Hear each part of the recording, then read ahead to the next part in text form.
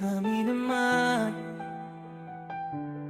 Tatay Digong.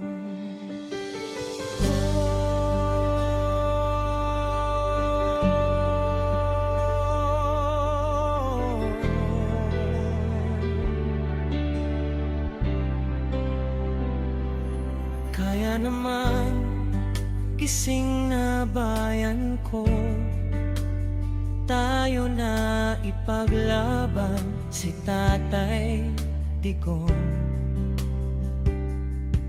Sa kanyang paglaya mula sa mga dayuhan,